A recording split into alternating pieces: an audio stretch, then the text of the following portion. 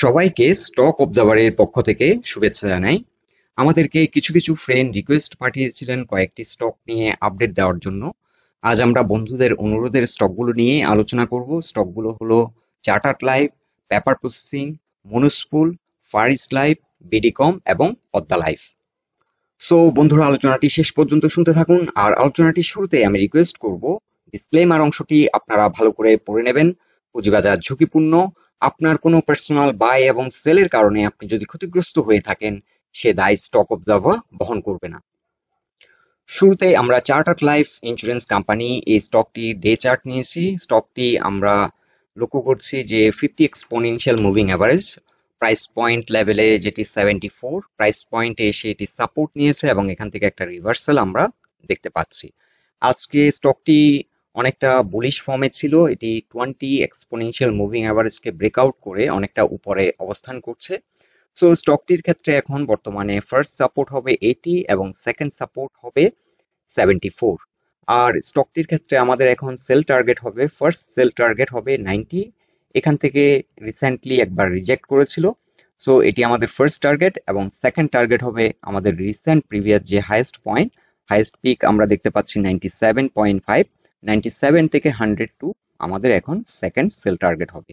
আমরা একটি train line draw করেছি। এই স্টকটি এখন ট্রেন লাইন বরাবর এসে একটা রেজিস্ট্যান্স ফেস করবে।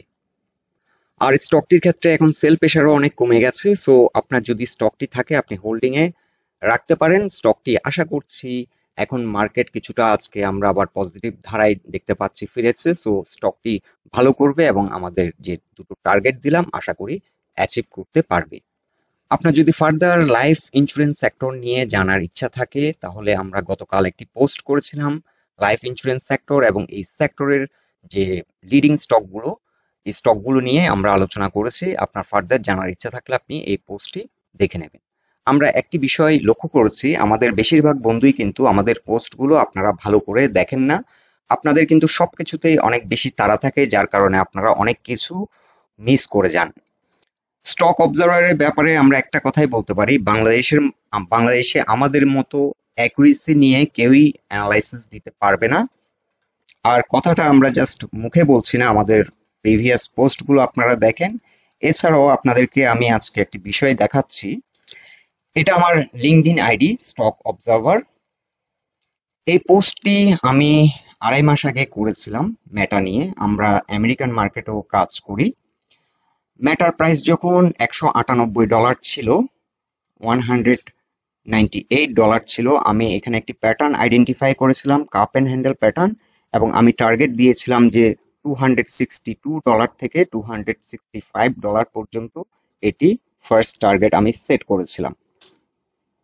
সো উইদিন 3 মান্থস আপনারা দেখুন মেটা তার টার্গেটটি অ্যাচিভ করে আরো কিন্তু প্রাইস পয়েন্ট আমরা দেখতে পাচ্ছি এখন বর্তমানে $281। সো আমাদের টার্গেট 3 মাসের মধ্যে হিট করেছে। এখন হয়তো কেউ কেউ বলবেন একটা স্টক কাকতালীয় ভাবে হয়ে গেছে। আরো দুই একটি স্টক দেখাচ্ছি। এটা এএমডি চার্ট। এটিও কিন্তু আমরা প্রায় 2.5 মাস আগে আমরা পোস্ট করেছিলাম। প্রাইস পয়েন্ট ছিল তখন 97। এএমডির 97 ছিল তার প্রাইস, আমরা টার্গেট দিয়েছিলাম 125। সো এটি এএমডি চার্ট, এটি কিন্তু অলরেডি 132 হিট করেছে, আমাদের টার্গেট অ্যাচিভ করেছে। এখানে আমরা 2 মাস আগে ইন্টেল কর্পোরেশন নিয়ে একটি পোস্ট করেছিলাম, আমরা টার্গেট দিয়েছিলাম 41 ফার্স্ট টার্গেট। স্টকটির প্রাইস পয়েন্ট ছিল তখন 32। আর এখন বর্তমানে স্টকটি আমাদের টার্গেটের দিকে এগিয়ে যাচ্ছে $36.37।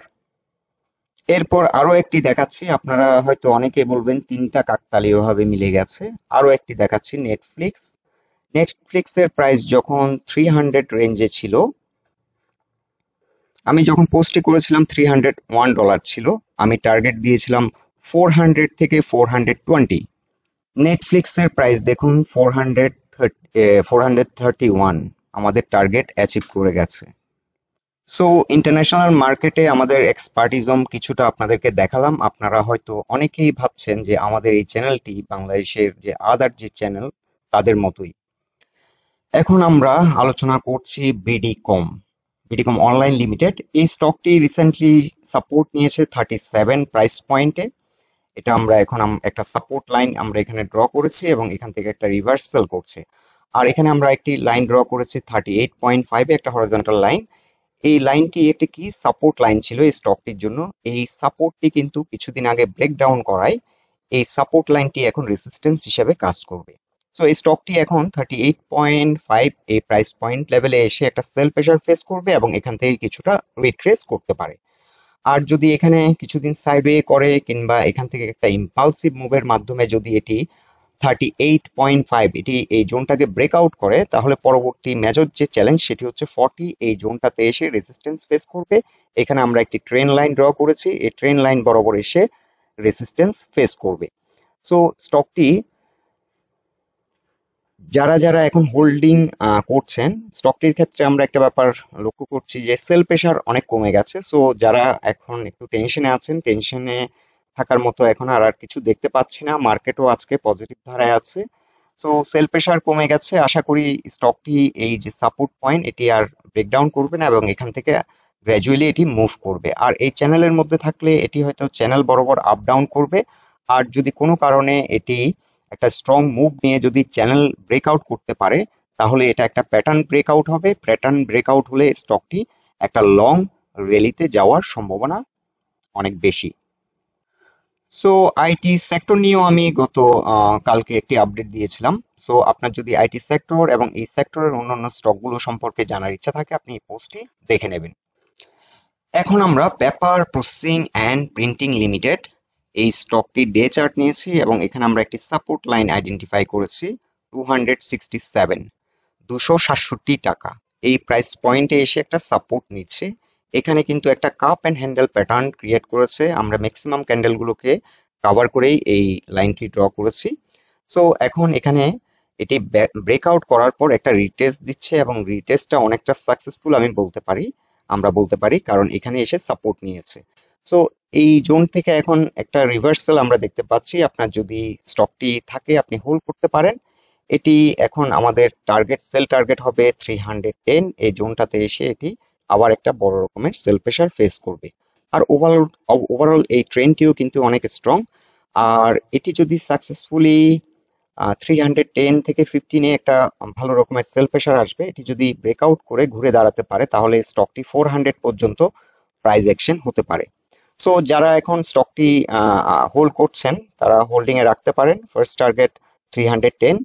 আর যারা নতুন করে এন্ট্রি নিতে চান নিতে পারেন, তবে স্টকটি যদি কোনো কারণে 200 যেটা আমরা সাপোর্ট লাইন ড্র করেছি 267 এটার নিচে চলে যায়, তাহলে আপনারা স্টপ লস দিয়ে দিতে পারেন, অথবা আপনারা আপ টু 260 পর্যন্ত ওয়েট করতে পারেন। এখানে 20 এক্সপোনেনশিয়াল মুভিং অ্যাভারেজকে স্টকটি কিন্তু রেসপেক্ট করছে। যদি 20 এক্সপোনেনশিয়াল মুভিং অ্যাভারেজ যদি ব্রেকডাউন করে, তাহলে সাথে সাথে স্টপ লস নিয়ে নেওয়াটাই বেটার হবে।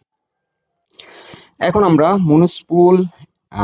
মনুস্পুল paper manufacturing and company limited এই স্টকটির আমরা ডে চার্ট নিয়েছি। ডে চার্টে আমরা এই স্টকটিতে একটা উইকনেস দেখতে পাচ্ছি। আমরা এখানে একটা ট্রেন্ড লাইন ড্র করেছি, এখানে একবার এই পয়েন্ট থেকে সাপোর্ট নিয়েছে, এই জোনে এসে একটা সাপোর্ট নিয়েছে, কিন্তু থার্ড টাইম এখানে আবার একটা রিটেস্ট করছিল, কিন্তু এবার এটি ব্রেকডাউন করেছে। সো এখন বর্তমানে এই চ্যানেলটি থেকে বেরিয়ে গেছে, এটা একটা উইকনেস। আর বর্তমান যে সাপোর্ট পয়েন্ট সেটি হচ্ছে 288। সো 288 এখন প্রাইস পয়েন্ট সাপোর্ট। এটি যদি ব্রেকডাউন করে ফার্দার এই স্টকটি কিন্তু 275 জোনে চলে আসতে পারে। সো স্টকটি এখন যারা নতুন করে কিনবেন চিন্তা ভাবনা করছেন, স্টকটি আপাতত ওয়াচ লিস্টে রাখেন। এটি কিন্তু ডে চার্টে 20 এবং 50 এক্সপোনেনশিয়াল মুভিং অ্যাভারেজের নিচে নেমে গেছে এবং এই চ্যানেলটি ব্রেকডাউন করেছে। এর আগে কিন্তু এটা আরেকটি চ্যানেল ধরে আগাচ্ছিল, এই চ্যানেলটি ব্রেকডাউন করার পর কিন্তু একটা বড় রকমের পতন হয়েছে। সো এখনো কিন্তু একটি চ্যানেল ব্রেকডাউন করেছে। সো আপাতত আপনারা ওয়াচ লিস্টে রাখতে পারেন। আর যাদের আছে আপনারা হোল্ডিং এ রাখতে পারেন, হয়তো আপনারা অনেক হাই প্রাইসে কিনেছেন। এটি এখান থেকে আমরা দেখতে পাচ্ছি সাপোর্ট নিচ্ছে। সো গ্র্যাজুয়ালি যদি এখান থেকে একটা রিভার্সাল দিয়ে এই চ্যানেলের মধ্যে যদি এন্টার করতে পারে, তাহলে মোটামুটি স্টকটি সেফ এবং নতুন করে আবার এন্ট্রি নেওয়া যায়। সো স্টকটির জন্য এখন মেজর চ্যালেঞ্জ হচ্ছে 304 কিংবা 5 এর উপর ঘুরে দাঁড়ানো। এখানে 20 এবং 50 এক্সপোনেনশিয়াল মুভিং এভারেজের উপরে যদি ঘুরে দাঁড়াতে পারে, একটা নতুন এন্ট্রি আমরা নিতে পারি এবং স্টকটা আমরা হোল্ডিং এ রাখতে পারি অ্যাজ লং অ্যাজ এটি 20 এবং 50 এক্সপোনেনশিয়াল মুভিং অ্যাভারেজের উপরে অবস্থান করছে। সো স্টকটির ক্ষেত্রে যদি চ্যানেলে চলে আসে, এটা পরবর্তী গন্তব্য হতে পারে 360 টাকা পর্যন্ত তার গন্তব্য হতে পারে। তবে এখানে একটা মেজর সেল প্রেসার ফেস করবে 316, এখান থেকে কিন্তু বারবার রিজেকশন হচ্ছে। এই জোনটা ব্রেকআউট করলে পরবর্তী রেজিস্ট্যান্স হবে 335 এবং তার পরবর্তী রেজিস্ট্যান্স 350, এখানে এসে একটা রেজিস্ট্যান্স ফেস করবে এবং গ্রাজুয়ালি এই ট্রেন লাইন বরাবর এসে রেজিস্ট্যান্স ফেস করবে।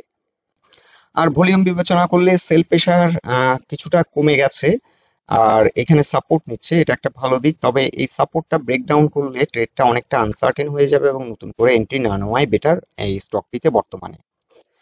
এখন আমরা দেখে নিচ্ছি far east life insurance company limited, এই স্টকটির অবস্থান। এই স্টকটি কিন্তু এখানে একটা প্রাইস পয়েন্ট লেভেল, এটা অনেকদিন ধরে একটা সাইডওয়ে এখানে কনসোলিডেশন ফেস বার করে এটা কিন্তু এখানে একটা আমরা ব্রেকআউট দেখতে পেয়েছি, কিন্তু পরবর্তীতে আবার ব্রেকডাউন করে গেছে। এখন আবার এটা ব্রেকআউট করার চেষ্টা করছে। এখানে প্রাইস পয়েন্ট লেভেলের রেসিস্ট্যান্স আমরা দেখতে পাচ্ছি 82 কিংবা 81.57, এই জোনটাতে কিন্তু রেসিস্ট্যান্স, এবং এই রেসিস্ট্যান্স আজ ব্রেকআউট করার চেষ্টা করেছে। স্টকটির ক্ষেত্রে ডে চার্টে আমরা দেখতে পাচ্ছি 20 এবং 50 এক্সপোনেনশিয়াল মুভিং অ্যাভারেজের উপর অবস্থান করছে।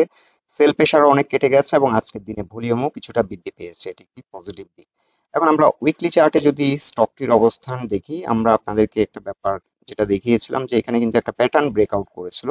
প্যাটার্ন ব্রেকআউট করে একটা রিটেস্ট দিয়ে কিন্তু এটি আবার ব্রেকডাউন করে।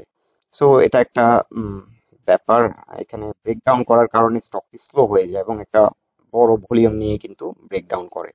সো এটা একটা উইকনেস। এখন স্টকটি আবার নতুন করে ব্রেকআউট দেওয়ার চেষ্টা করছে। সো স্টকটি এখন আপাতত 82 উপরে গেলে ভালো একটা প্রাইস অ্যাকশনে যাবে। আর স্টকটির সাপোর্টের ব্যাপারে আমরা আর বিস্তারিত আলোচনা করছি না, কারণ এটা 75 এই জোনটাতে ফ্লোর প্রাইসই, তার আগেও এখানে প্রাইস পয়েন্ট লেভেলে 78 77 এখানে কিন্তু প্রাইস পয়েন্ট লেভেলেও সাপোর্ট আছে। ওভারঅল লাইফ ইন্স্যুরেন্স সেক্টরের ভালো নিউজ আছে, আপনাদেরকে আমরা গতকালকের একটি পোস্টে শেয়ার করেছিলাম। সো আশা করি এই সেক্টরটি আরো ভালো করবে এবং এই সেক্টরের বিভিন্ন স্টকগুলোতে আবার ভালো প্রাইস অ্যাকশন হবে। এখন আমরা দেখে নিচ্ছি পদ্মা ইসলামী লাইফ ইন্স্যুরেন্স লিমিটেড, এই স্টকটির অবস্থান। এই স্টকটির ব্যাপারে আমরা ওই দিনও আপনাদেরকে বলেছিলাম, আপনারা যেহেতু আমাদের পোস্টগুলো ঠিক মতো দেখেন না, আপনারা মিস করে যান, পরবর্তীতে আবার কমেন্ট বক্সে জানান আমাদেরকে স্টকগুলো নিয়ে আপডেট দেওয়ার জন্য। সো আপনারা একটু খেয়াল রাখবেন, আমরা সেক্টর নিয়ে যখন কথা বলি আমরা অনেকগুলো স্টকই কাভার করি।